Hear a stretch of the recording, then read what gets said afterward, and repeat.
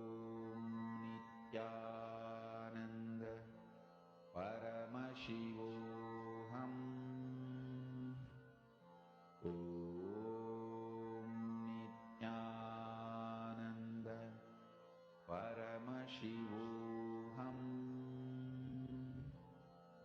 Om Nithyananda Paramashivoham. Om Nithyananda Paramashivoham. Om Nithyananda Paramashivoham. Om Nithyananda Paramashivoham. Om Nithyananda Paramashivoham. Om Nithyananda Paramashivoham. Om Nithyananda Paramashivoham. Om Nithyananda Paramashivoham. Om Nithyananda Paramashivoham. Om Nithyananda Paramashivoham. Om Nithyananda Paramashivoham. Om Nithyananda Paramashivoham. Om Nithyananda Please relax. Paramashivoham. I request all of you to verify with your partner, and you all can post how many of you have started manifesting this. How many of you are seeing a difference in the way you're manifesting this?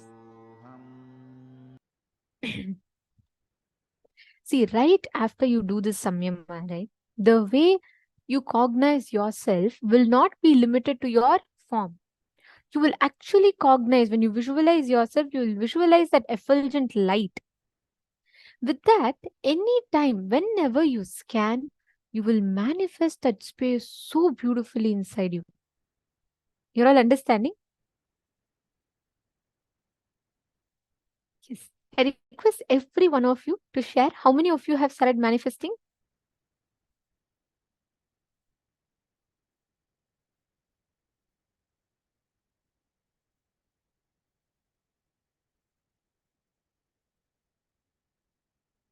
I see Ma Priyatma Swarupini and Ma Parameshwari enjoying and manifesting intensely.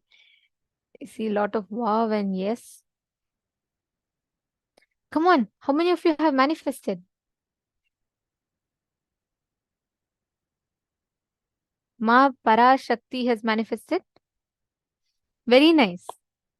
Very nice.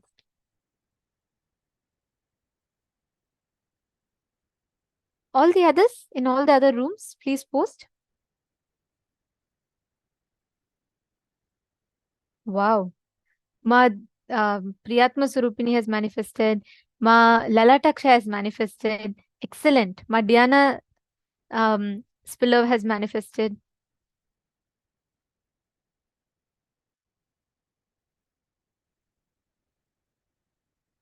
Ma Carrie Shum.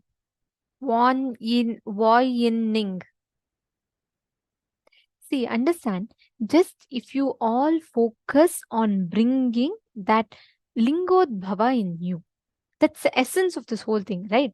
If you just focus on manifesting that self-effulgent form of Paramashiva as that supreme Lingodbhava, you will simply see how the whole thing will manifest as a reality for you. Okay, next what we're going to be entering into is one of, I will say, all of our favorite topics that we're waiting for. We're going to be learning about Jyotisha. We're going to be, yes, we're going to be learning about the Vedic astrology, and we're going to be understanding the nuances of the Vedic astrology, what each of these signifies, what they stand for, what they represent. We're going to be learning about all of this today. Shall we all get ready? Yes. This is a session that many of you had a lot of questions on, so please let's all intensely listen. Swamiji is now going to be revealing to us on the Vedic astrology, what we call as Jyotisha in Sanskrit.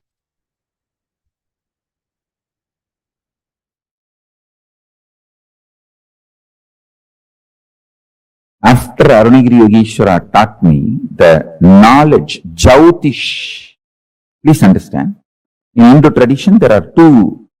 Jyotish means using conscious energy and aligning yourself with the planets and grahas, seeing the future flow of individual's life and the cosmic happenings. This is called Jyotish. This is consciousness-based education. Then there is a next clerical, mathematical-based education. It's called Surya Siddhanta. Using this conscious knowledge, predicting when is going to be the next solar eclipse, lunar eclipse, when is Amavasya. That's called Surya Siddhanta. Listen, that's more like a building the almanac, Panchanka. That's more a clerical job. Surya Siddhanta, of course, has multi-layer. This pinning down the almanac is one of the important component of Surya Siddhanta. My Guru Raghupati Yogi, he was trying to teach me the Surya Siddhanta after Arunagiri Yogeshwara initiated me in Jyotisha. So, my Guru used to, in charcoal and chalk piece, both, he will draw the different planetary positions and star positions.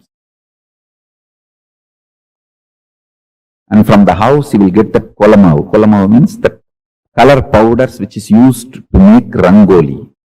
He will make. So one day he was trying to explain how the multiplication of numbers as per the infinite logic. Listen.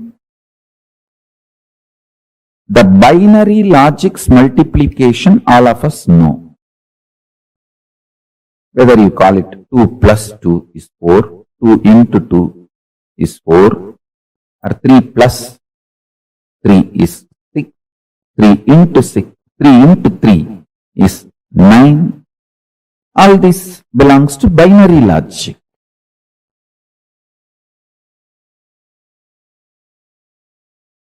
But the square to the power of 3, these all belong to infinite logic. All of you need to know very clearly. All this deep mathematics is the gift from Hindu tradition, and I will prove it to you all. Still, the Western mathematicians neither discovered nor imagined 90% of Hindu mathematics. By revealing all that 90%, I'll prove it is Hindu brain, source of mathematics, because numbers are living gods for Hindus. Please understand. I have seen my gurus. They will just draw the number and worship the number and manifest powers. Just like Varuna, Vayu, Indra, all of them are gods. Just members are gods. Please listen.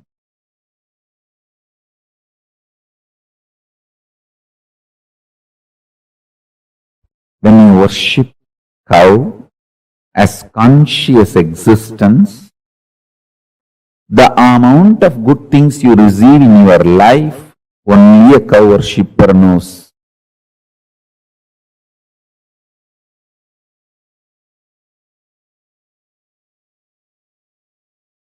Same way, if you worship the Bhuma Devi as goddess, the amount of good things you get, only a worshipper knows.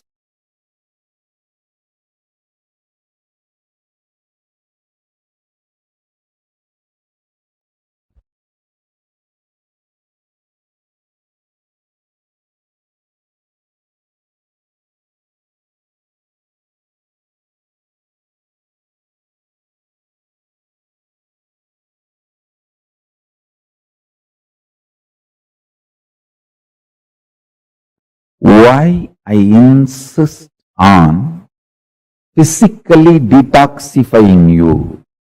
Because if you physically detox yourself, you can grasp what I mean when I say members are gods. I have seen just in copper sheet, my gurus, they will write the members. Worship that member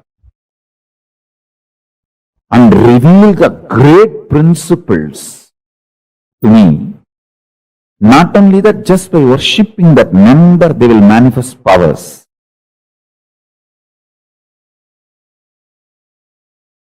Hinduism, even for physical diagnosis, uses astrology.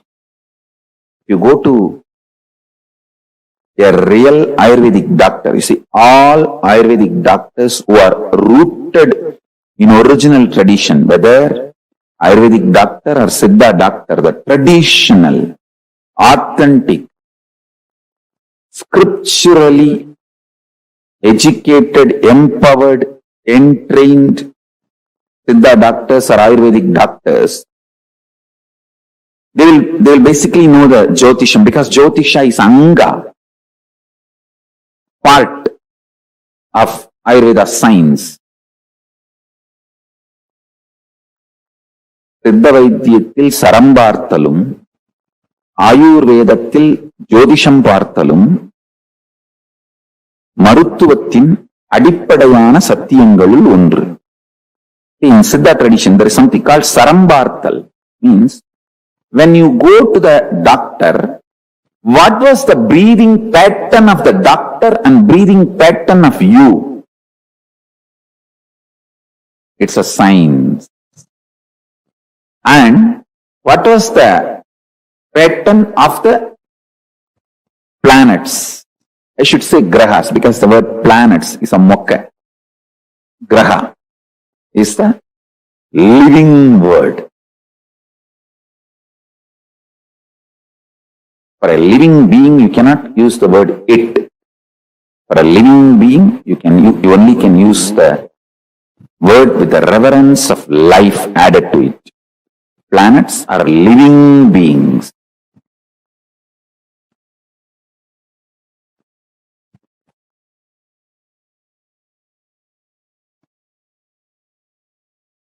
Yadu Pashita Manya Janmani Subhasubham Tasya Karmanaha Bhaktim Vyajayati Shastranita Tamasi Dravyani Deepa Iva. Lagujatakam, Sloka 3. This branch of science, the Hora Shastra, reveals the good and bad results earned as fruits of karmas done in past lives. Like a glowing lamp reveals the objects placed in darkness. Since this Shastra throws light, Jyotish, upon the karma in store for an individual to experience in his life, this Shastra is called Jyotish Shastra. All religious rituals of Hindus are guided by the lamp called Jyotish Shastra. All physical disease diagnosis is also guided by the Jyotish Shastra in Hindu tradition. If you go to a doctor, Ayurvedic doctor, Siddha doctor, you will first consult your horoscope and study your nadi and saram. Only then will start the treatment. Jyotish Shastra, also known as Vedic Astrology, is the oldest of all sciences. Its history is traced back to the Vedas, whose rishis, by the expansion of their consciousness, which is the real Jyotish that lights up everything, were able to download, understand, reveal the science of Jyotish Shastra. Surya Siddhanta.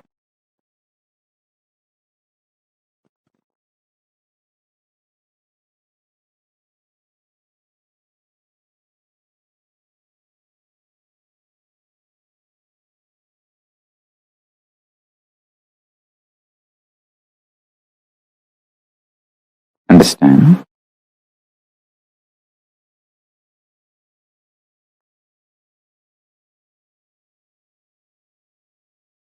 If you start cognizing the element of consciousness in you, you will start respecting your swatantratva, ability to will and manifest, and you will start recognizing the same ability to will and manifest in planets, plants to planets. Then you will start developing reverence for life everywhere. Living with a tremendous love, reverence for life everywhere is only described by Isavasya Upanishad as Ishavashyamidaggun sarvam.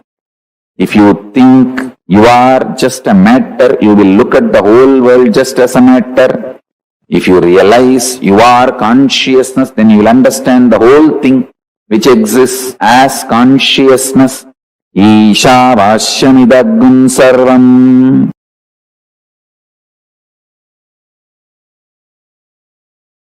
Rahu by himself is so powerful, he will not let you go to the Guru. He will delay it as much as he can.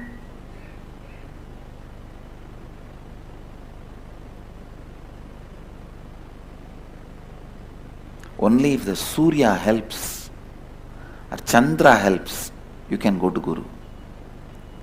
Especially if there's a Rahu, bad Rahu, only with the Surya or Chandra's help you can go to Guru. Otherwise, Rahu is so powerful, he will do all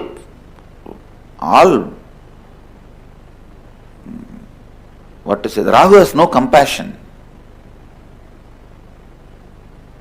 I have seen he will even break people's legs and hands so that they will not be able to travel and come to me. I have seen Rahu doing that. He will put them in some bondage. He will break their legs and hands. But I have always seen, in spite of all these problems, somehow if they reach the master, they are liberated. Because Rahu cannot stand in front of Guru. He just has to disappear. Understand, most of your Rahu is identity crisis. Related to your identity you want to play with. Actually, your own blind spots related to your identity.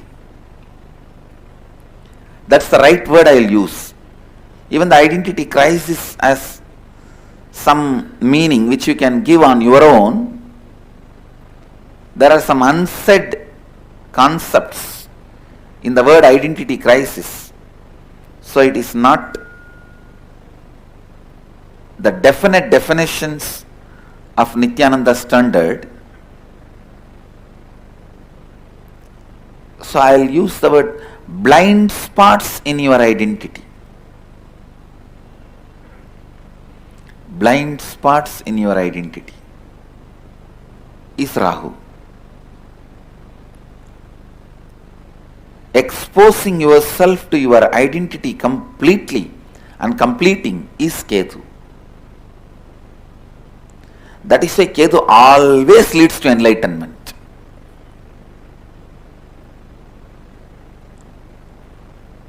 If Ketu is there, please understand, all of them are great energies. Actually, I am giving you the best possible commentary on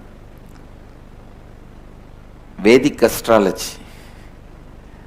How your mind and planets work, the macrocosm and microcosm.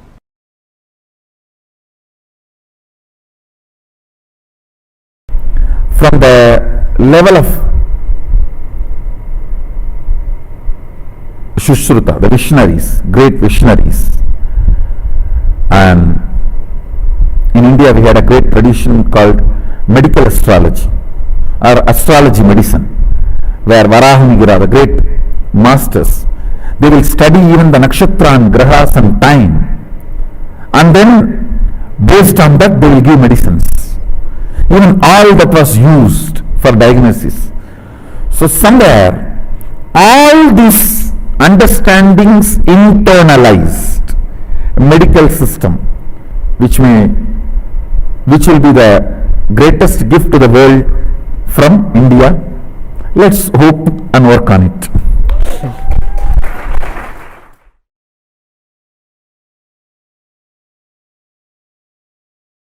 You are made of 5 elements. Pancha Bhutas. Earth,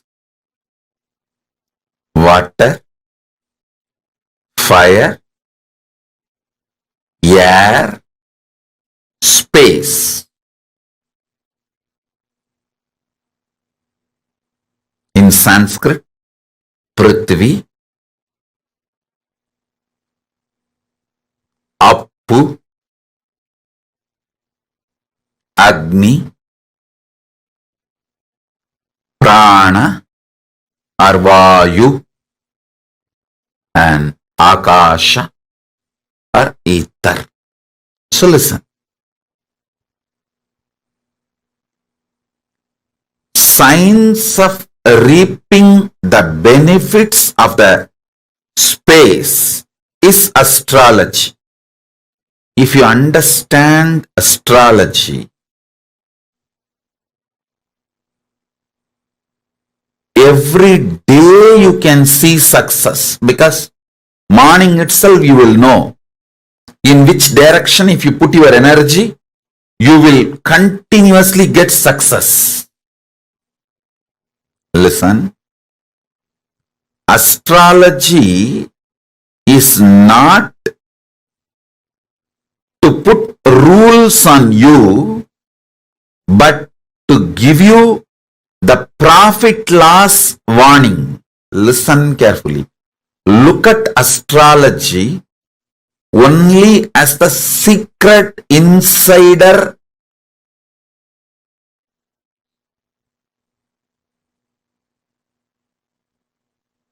tips. I'll tell you one thing. Understand this one example. In Wall Street Journal, what is going to happen tomorrow? Which stock is going to go up? Which is going to collapse? If you get the tip tonight itself, like an insider trading, what will happen? You will become billionaire in 24 hours. Same way, astrology is. insider secrets of cosmos. Do not look at astrology as restrictive. The 5 elements. Knowing about the astrology empowers you in your space. Akasha Tattva. Next, listen very carefully. Knowing about the Vastu empowers you in your Vayu Tattva, Prana, the air energy. Vastu is all about the air energy inside the house you live, inside the place you live. I'll give you the deepest secrets about the Vastu.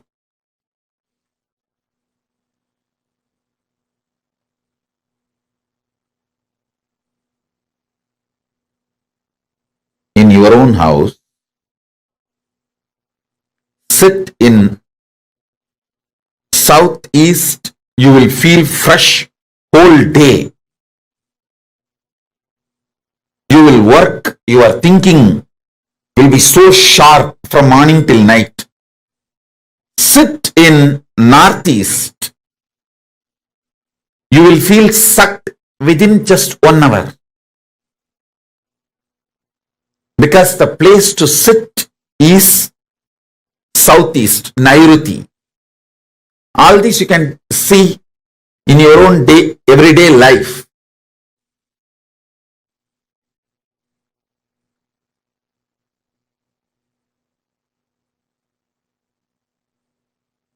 I'll give you more detailed secrets about the Vastu. Understand the fundamental. Vastu is all about the air, Vayu Tattva. Agni. Agni in you, the fire element in you, can be mastered by the proper havans, yajnas, homas.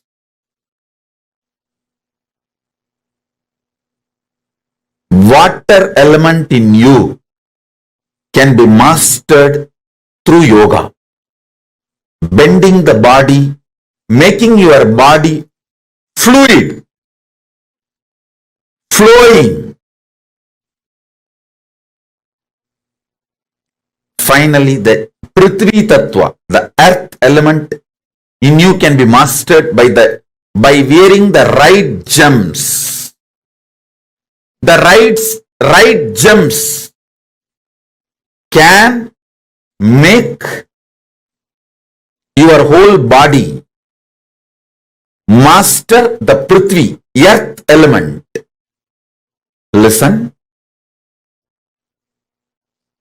to this very carefully.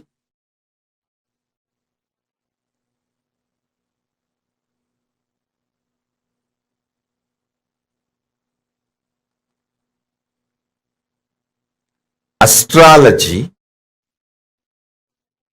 will empower you from Akasha. I'll give you some of the basic understanding. The sun. Let me bow down to Navagrahas. Receive their grace by praying to them, offering ourselves to them, requesting them to reveal themselves to us.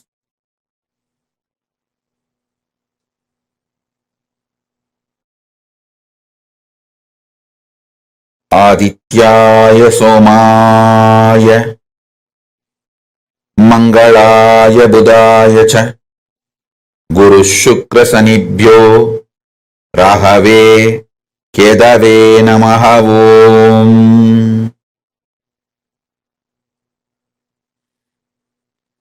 Adityaya Somaya Mangalaya Budaya Cha Guru Shukra Sanibhyo Rahave Kedave Namaha. Listen.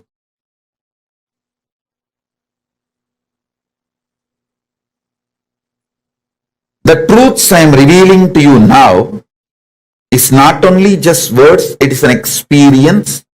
It will enter into your system.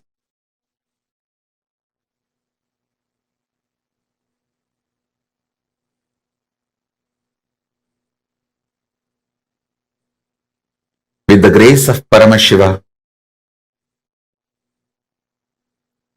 you will all be relieved from all the graha doshas, vastu doshas, and any dosha in the gemology, any dosha in numerology. You will be free from all the doshas, and all these higher energies will support you. Listen.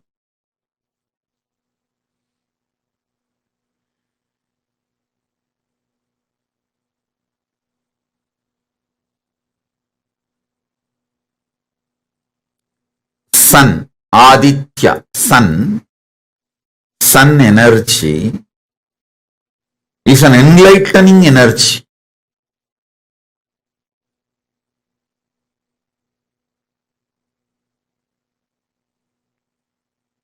Each of these grahas, when they peak, they manifest certain energies.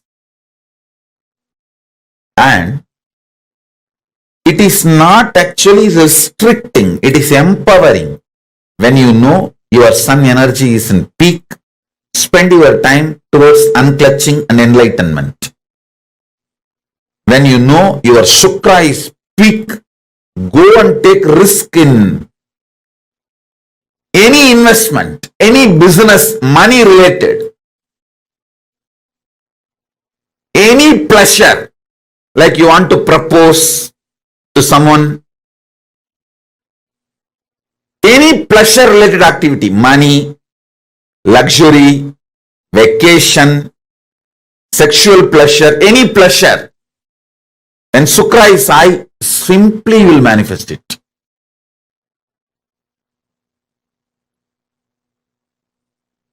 When Guru is high, all the right things you want to do, like you want to build a temple, or you want to build a ashram, you want to build Kailasa, or you want to build do some good activity. When Guru is high, it will be successful.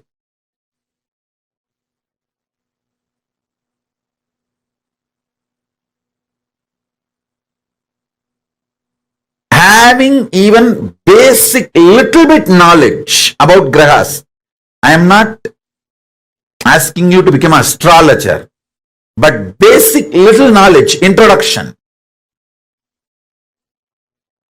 will empower you so much in your life.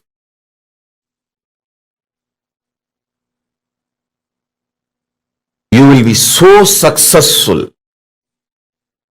Your efforts will not be wasted. You will have the maximum productivity in your life.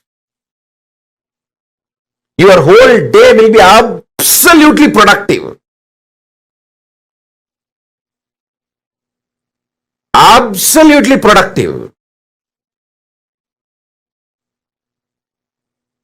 I'm telling you,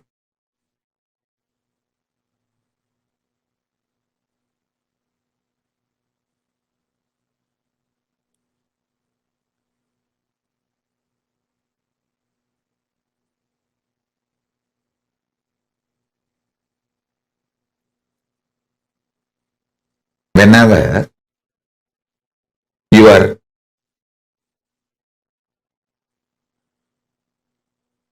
Pingala, means right side breathing, is stronger than left side.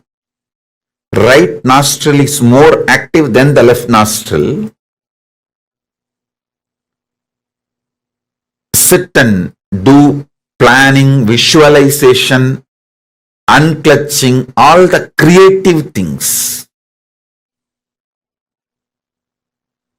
Expansion plans. You will be successful. Because your brain will be able to cognize without blind spots. Listen, your ability to cognize something without blind spot is success. Why failure? Because your brain forgets to cognize the blind spots. I have seen so many people so deluded. When I give them some advice, hey, do this, don't do that, they think, it's okay. When it comes, I will face it. Actually, when it comes, you won't be able to face it. But they don't listen. They don't listen. What to do? 10 years of their hard work, they will destroy it in 1 year. Or one decision, not even 1 year. One decision, the whole thing goes down the drain.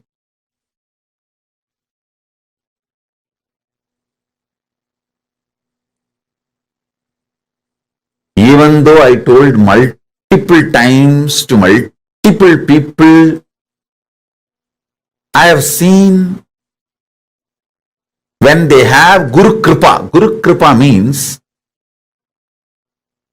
trusting that Guru will tell only what is best for me. He does not have any interest other than my interest. That is what is Guru Kripa.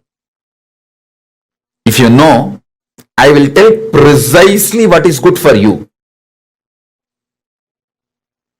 That is Guru Kripa. Because if you know that, then simply you will do. See, whenever you know you have Rahu, don't focus anything other than taking revenge on your enemies. Rahu is such powerful guy. When Rahu is holding your brain, whoever you think about in your brain, you will finish them off. Understand?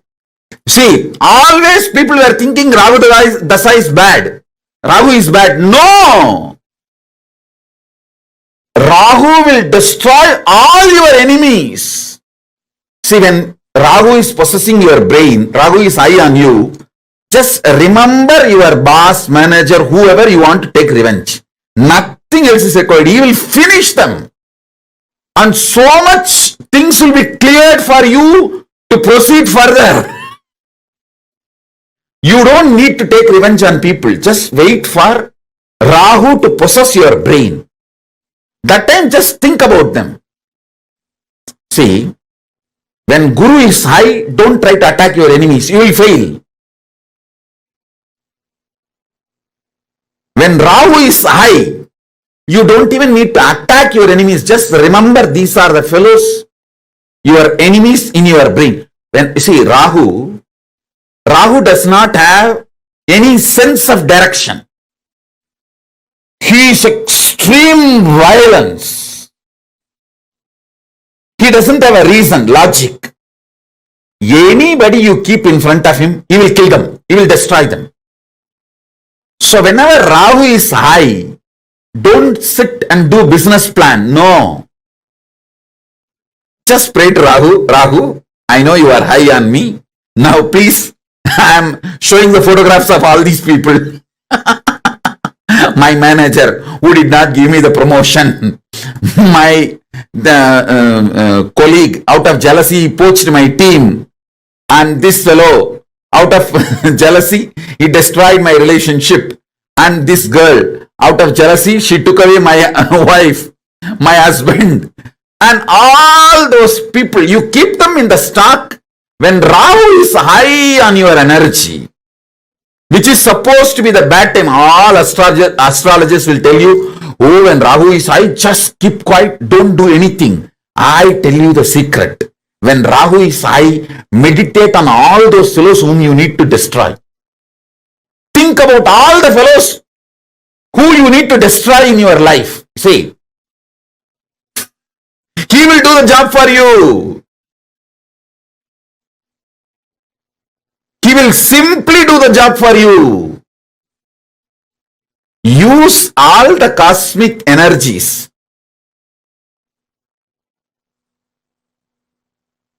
Use all the cosmic energies for your success. That's all.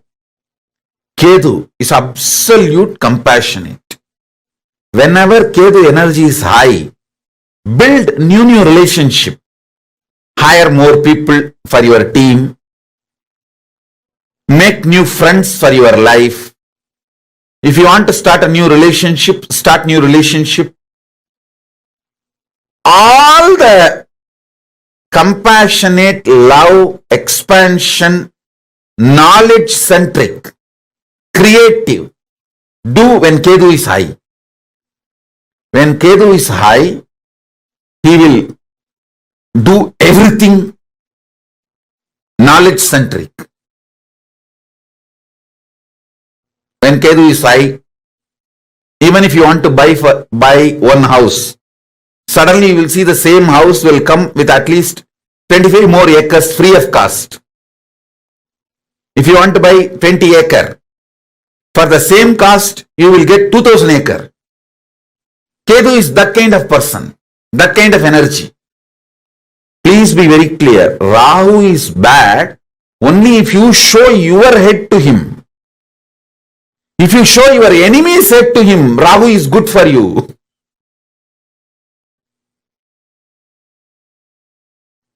So learn how to use Rahu. Buddha is the pure intuition. Whenever the Buddha is high, go do what your intuition reveals. Listen. Shani is power, not bad. Power. And pure honesty and authenticity. Sunny will actually expose you to you. That is why he is called Dharmakaraka, who teaches Dharma, righteousness. Meditate on each one of these revelations. You can easily use the powers of grahas. Powers of grahas. You can easily use the astrology in your day-to-day life. See, most graceful, protective, managing everyone and making the whole thing happen is Guru. Ultimately, if you connect with the Guru Graha, he is considered as a Subhagraha, most powerful Subhagraha. He will somehow plan and make it happen. That is the beauty of Guru.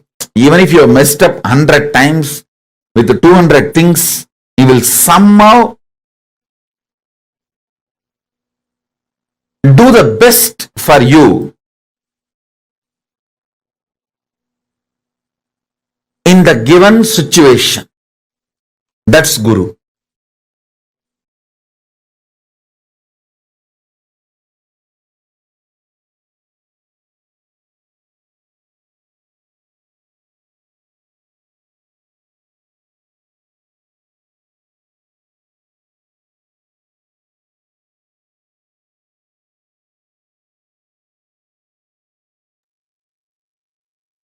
Can I request all of you to post what each of you understood about one graha? Swamiji so beautifully has described to us what each of them stand for, what each of them signify, and what they represent. Come on, I request all of you to now take a few minutes and post.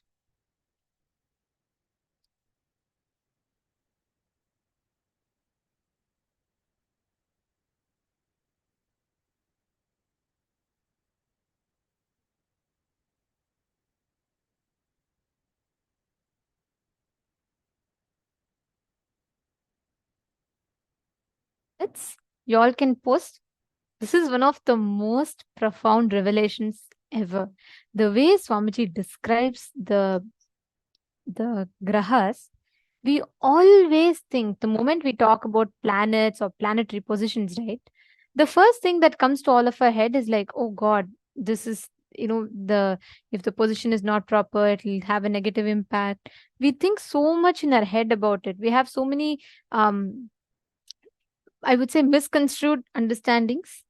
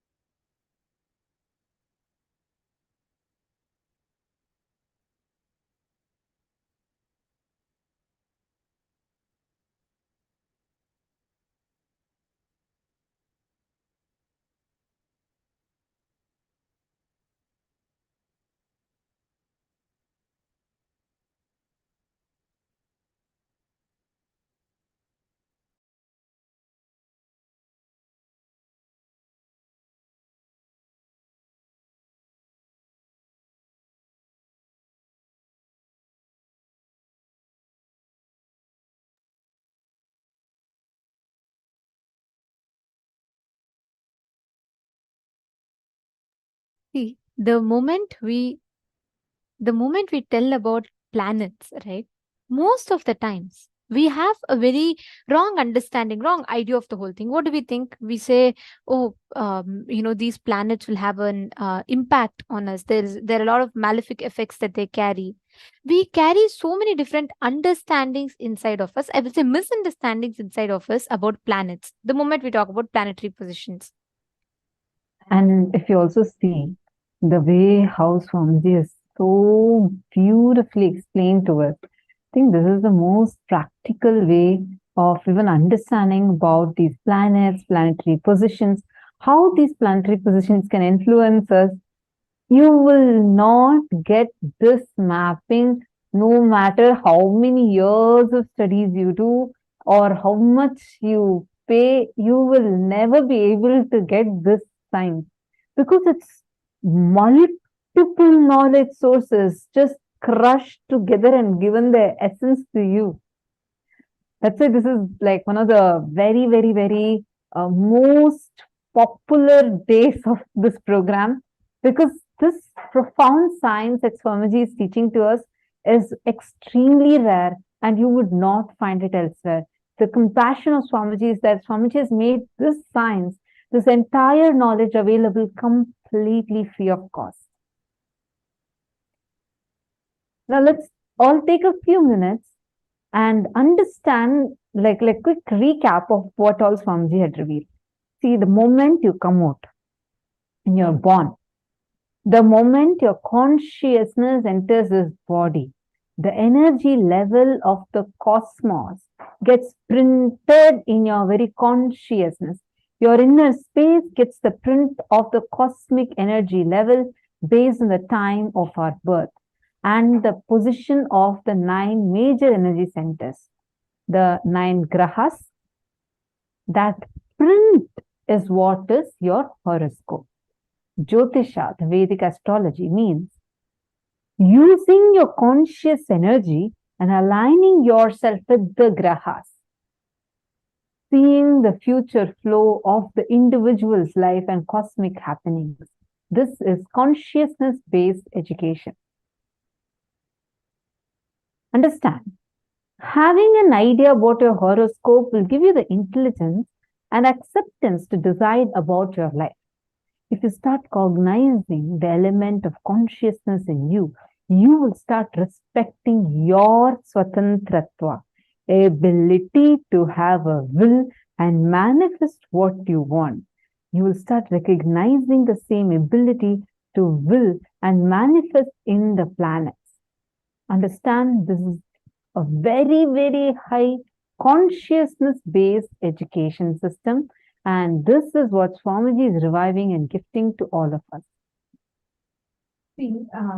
Many times when we think of each of these grahas, the incompletions that we carry inside our inner space, the way we understand, the way we perceive them, most of the problems we create only because of that. Ma'am, Jessica Martin, you have posted, right? I'm going through a Ketu period right now, and my astrologer makes it seem so bad. This makes me relieved and will change thoughts to help me. Seema, all the astrological positions of planets, the planetary positions and their impact on us is determined by your cognitions of them. Rahu, actually, Rahu Dasha is like most of the times everyone tells Rahu is very bad. You should not do anything. But Swamiji has given it such a powerful technique. End of the day, all the grahas are extremely friendly. They're all devatas. They don't do any harm to us. Each one has a role to play. Each one has a character to play.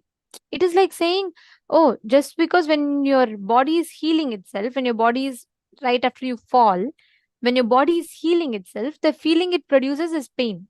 It sends all the antibodies, everything to heal, to make sure things are fixed, like to make sure the blood is clotting and the bleeding is stopping. All of that is taken care by the system. But it is like, without understanding the mechanism of it, if we complain, oh, it's a very bad thing, you should not do it, you should not have it, it doesn't make sense. We are not understanding the biology of how they function, and we are taught this immature understanding, unfortunately, because the society does not have enough understanding about it. And no one else has this knowledge. Understand, this knowledge is not a commonly, freely available one.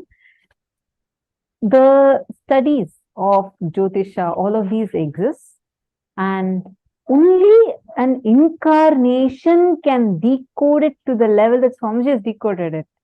Otherwise, you can't get the science. I mean, you can only understand it from your length, breadth, depth. But to have it decoded as it is, Paramashiva only can reveal it. That is why Swamiji is revealing it to all of us. We all are indeed extremely blessed. This is why we are even having this science right now. And please understand, there is, okay, Ma Amanda is asking, is there a good course or an astrologer? I'd like to get my chart done. Yes, we do have, Ma. And actually, in terms of course, we have a lot of satsangs that Swamiji has himself revealed on astrology. We also have a book on astrology, and we also have an NHU course on astrology, the satsangs on astrology. There's a very beautiful course from Nithyananda Hindu University. So you can just easily watch on YouTube. There are a lot of satsangs that Swamiji has given on astrology to understand it, because the planets, the planetary positions, the way we understand it is completely different. And today you will be receiving it as a gift also, Ma. The books on Vedic astrology as revealed by Swamiji and what Swamiji himself has written. Both of these you'll be receiving as a gift today. And each gems, we have gems for each planet, we have certain stones. See, all of that will have an impact to one level. But when you do the right thought process, see, listen very carefully. Like how your position, the latitude and longitude, wherever that intersection happens, we have a certain demarcations, correct? Each, right now, if someone asks me, okay, Ma, where is Ma Kerin Shivnadar? If we do a tracking, all the GPS tracking happens based on what? The longitudes and the latitudes. Everywhere, wherever it's intersecting, we make each of them as 1 points. Based on that only, we measure, correct? Same way, in the planets, your position and the planet's impact. See, it's not that the other time Rahu does not have an impact at all, but based on what the dasha is calculated, wherever you are standing, based on that and the position of the planet, there is a certain influence that the planet's gravity has on you. There's a certain influence that you have over the planet. If you are, when you're not having that particular dasha, that means your influence on the planet is, the planet's influence on you, both are less. When you are going through a certain particular dasha, that means both the influence is high. So that is what decides which of the planet is having an impact on you. Are you understanding? So all the planets, we will take you all through the list. Even Swamiji told, right? Even positions. Like if you sit in the southeast and if you work, the Naivriti corner, that's the best place to work. You'll feel fresh and alive and active. If you work in the northeastern side of your house, you'll feel very dull, and by 1 hour you start the work, you'll feel very depressed and distracted. Understand, each of these are not made up stories. They're all a very clear science. And how the science works is based on your energy level. What is the energy level that you entertain in you?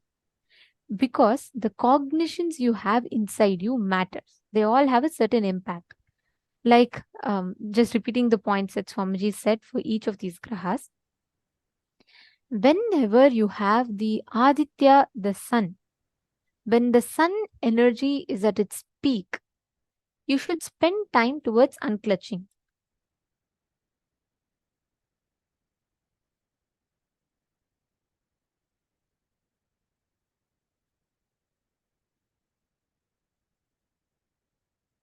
When the sun energy is at its peak, right? Spend time towards unclutching. Second, when it is Shukra, any pleasure related activity, money, luxury, vacation, when Shukra is high, simply he will manifest it for you. That's why Swamiji tells whenever Shukra is high, you should make investments. If, like Swamiji said, right, if you make purchase one plot of land, he'll give it to you as 10 plots back. Shukra is like he will just left, right, and center, he'll give it back to you. Next is Guru. Guru is the most graceful, proactive, managing everyone, making the whole thing happen is Guru. Actually, when Guru is high, you can ask all the right things that you want in life, he'll manifest it for you. All the right things, like you want to build a temple, you want to build a Kailasa, you want to take Apat Sannyas, anything you have. When Guru is high and you just connect to Guru, he will give all the right things for you whenever Guru is high. Understanding? Next is Rahu. When Rahu is high, like Swamiji said, if you remember the enemies, he will just finish them. Any enemies. And if you, that's why during Rahu, always during Rahu Kala, they worship Durga, Kala Bhairava, all these gods, ferocious gods. And during Rahu Kalam, if you do completion, you will have the best effect of it. Next is the Ketu energy. Ketu is absolute compassion.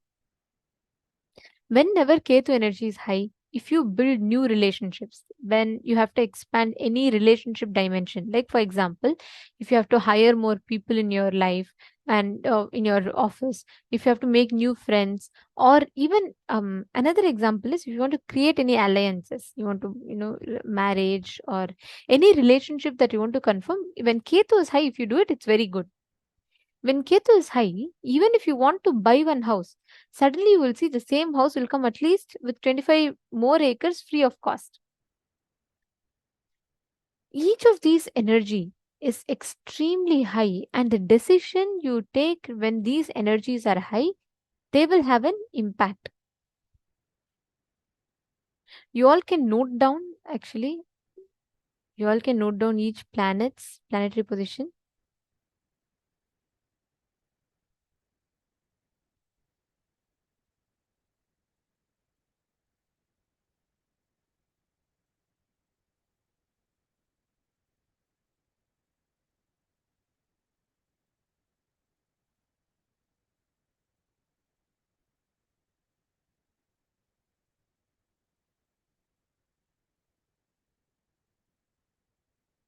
There are some of you who are saying that you didn't get the gifts. If you all could post your email addresses, we'll make sure that it is sent, because everyone who logs in, whichever email ID you're logging in through,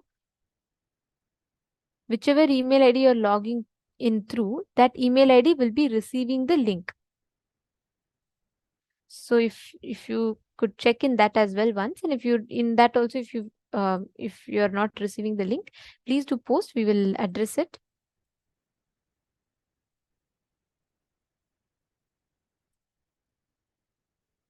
And end of the day, we will be giving the link also for all of you, the homework.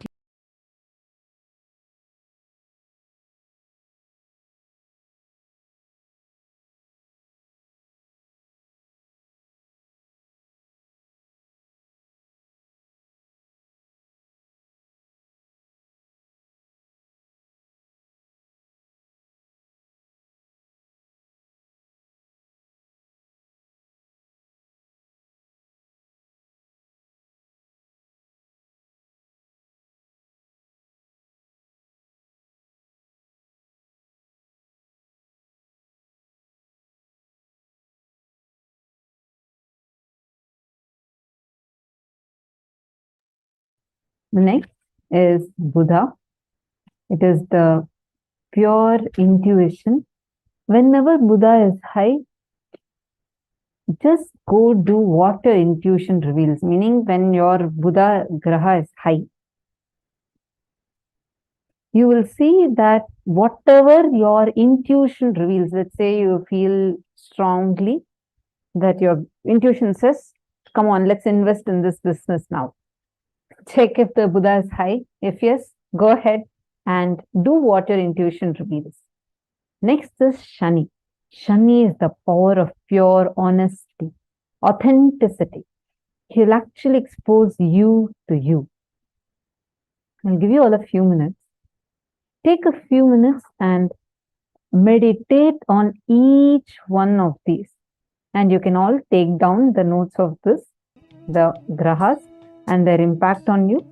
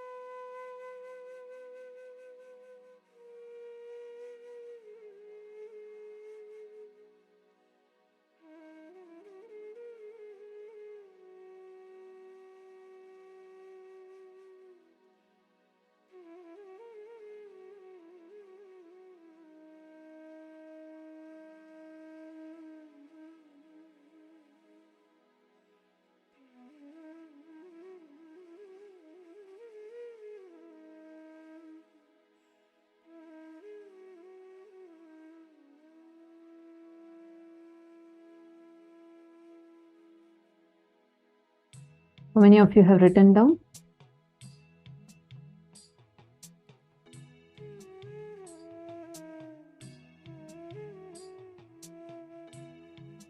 Ma Tanja Devarni. How will we know when our grahas are high?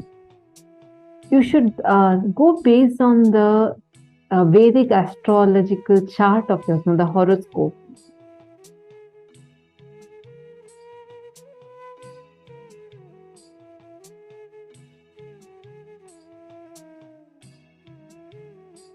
You have to calculate it based on your, and every day it'll actually, you should find out any of these websites, they usually give you. Okay, I see many people asking this question in different rooms. They're asking, how do you know when your graha is high? How do you know if you have Mahadasha? Okay, so understand, first and foremost thing is, you can get to know this by seeing your astrological chart, the horoscope, as well as based on your horoscope, based on your birth timing, this is calculated. You would be very easily able to find out the various websites that offer this as a service, where you can just put your birth date and timing, and they would give you the exact position of your planets.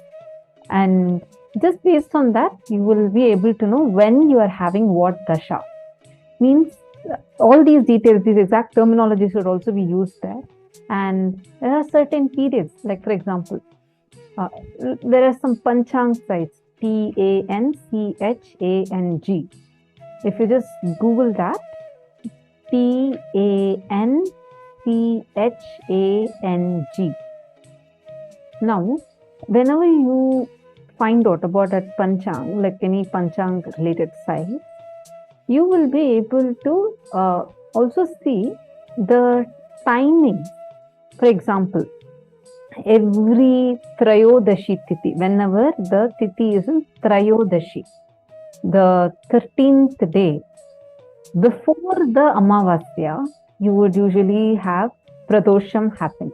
And the timing would be given like from 4 o'clock, this Pradosham would start. Same way, on some Sundays, especially Sundays, you would see, I think it's 4 to 6 or something, where there is Rahu Kalam. Like this is the time when the Rahu energy is at its peak. This is the generic one, which will be common for everyone. You're understanding? So like this, by studying your horoscope, you would get to know this. Swamiji has actually given or even this techniques elaborately. But today what Swamiji is revealed is something. Okay, see, Adelaide, you're posting your name here with your date of birth. You should be, there are sites that can actually help you generate your own kundli, so horoscope, where you can put your details, then it will give you the exact timing, the nakshatra, everything, based on which you can calculate it. All right?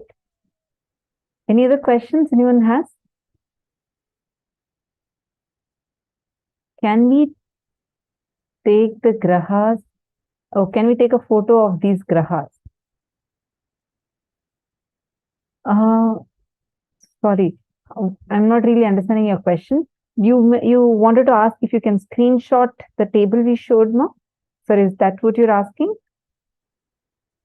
We'll do one thing. We'll project it for a few more minutes, then you can take it down. We'll give you all a few minutes time. All of you can take this down.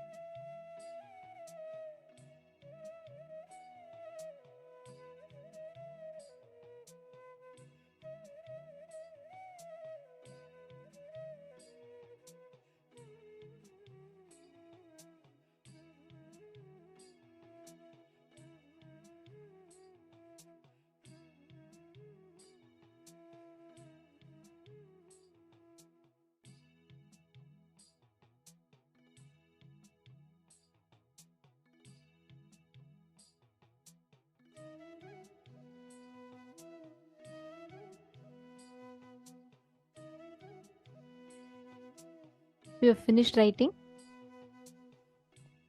Have you all finished writing? Ma Prematavasi, yes, you can you can note down all of this. Oh, sorry. This is one more participant who was asked. I tend to get confused between your both names. I apologize. Mananda Premini has asked.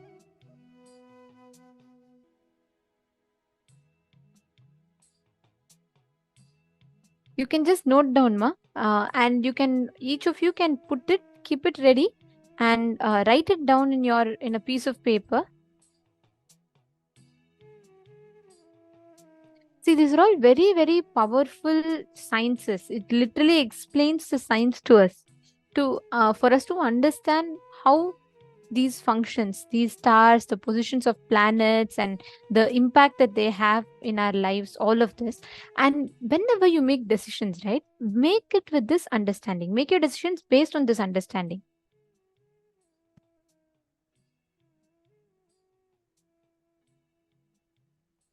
Yes. Anyone else has any other question?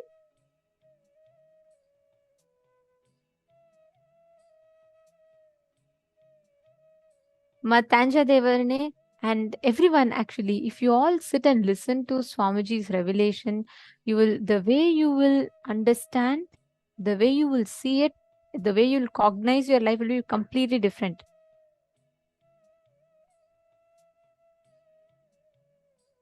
Okay. All right. Great. Looks like many of you have written down. Okay. Now we're going to be entering into the next power manifestation, where each of you are going to be scanning and identifying the precise happenings or a precise image that your partner is visualizing. So your partner can visualize any image in their third eye. They can visualize a peacock, they can visualize any image that they want.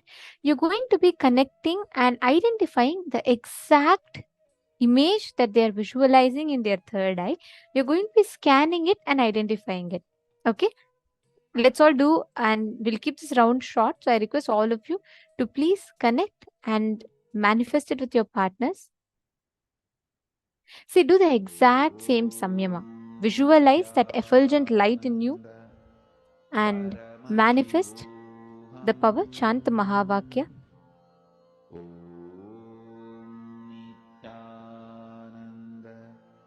Paramashivoham. Om Nithyananda Paramashivoham. Om Nithyananda Paramashivoham. Om Nithyananda Paramashivoham. Om Nithyananda Paramashivoham. Om Nithyananda Paramashivoham. Om Nithyananda Paramashivoham. Om Nithyananda Paramashivoham. Om Nithyananda Paramashivoham. Om Nithyananda Paramashivoham. Om Nithyananda Paramashivoham. Om Nithyananda Paramashivoham. Om Nithyananda Paramashivoham. Om Nithyananda Paramashivoham. Om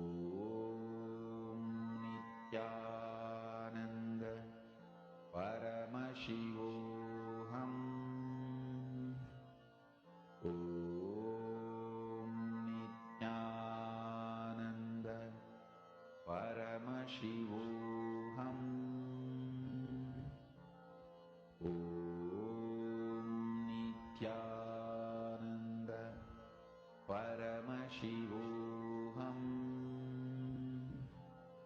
Om Nithyananda Paramashivoham.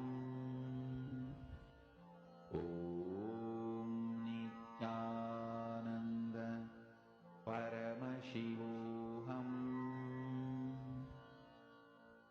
Om Nithyananda Paramashivoham.